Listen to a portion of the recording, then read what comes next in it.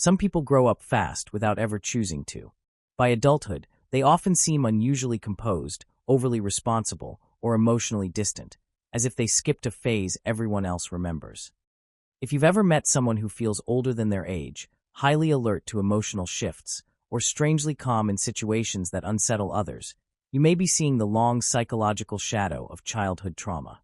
And contrary to popular belief, this isn't just about painful memories.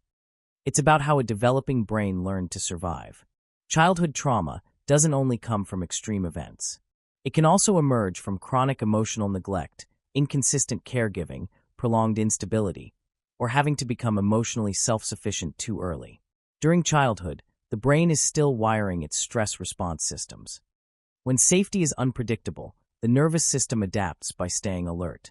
Over time, this creates adults who are exceptionally good at reading environments, anticipating problems, and controlling emotional expression. From a psychological perspective, many people who suffered trauma in childhood develop what's known as hypervigilance. Their attention is constantly scanning for shifts in tone, mood, or potential conflict. This isn't anxiety in the traditional sense. It's learned awareness. Their brains were trained early to notice subtle signals because missing them once had real emotional consequences. As adults, this often shows up as strong intuition, emotional sensitivity, or an uncanny ability to read the room. Another common trait is emotional self-regulation taken to an extreme. When emotions weren't safely received or responded to in childhood, expression became risky. The brain learned to contain rather than release. This creates adults who appear calm, controlled, and resilient, even under pressure. But internally, emotions are often processed privately, sometimes long after the moment has passed. Strength, in this case, isn't the absence of feeling. It's the postponement of it. Neuroscience helps explain why childhood trauma has such lasting effects. Repeated stress during development can sensitize the amygdala, the brain's threat detection center, while altering how the prefrontal cortex regulates emotion. This doesn't doom someone to dysfunction, but it does shape how safety is perceived.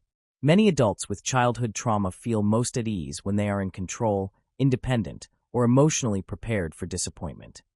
Hope, when learned too early to be unreliable, becomes something handled carefully. Relationships are often where these adaptations become most visible. People who experience trauma in childhood may crave deep connection while simultaneously guarding against it.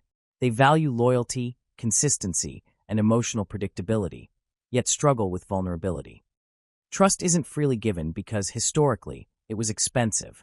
This push and pull can be misunderstood as distance or emotional coldness, when it's actually a protective balance between desire and caution.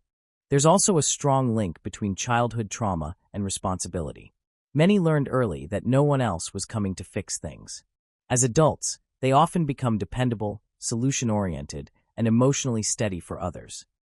But this reliability can hide an internal belief that rest is unsafe and dependence is risky.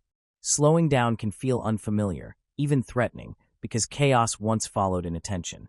Importantly, these patterns are not flaws. They are intelligent adaptations to environments that required them. Psychology increasingly recognizes that many traits labeled as issues are actually survival strategies that simply outlived their original context. The problem isn't that these individuals adapted too much.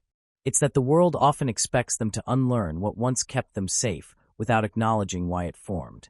Understanding the psychology of people who suffered trauma in childhood reframes the narrative. These individuals are not broken, overly sensitive, or emotionally distant by nature. They are shaped by early experiences that taught them to endure, anticipate, and regulate in ways others never had to learn. Healing, when it happens, isn't about becoming someone else. It's about allowing safety to exist where vigilance once had to.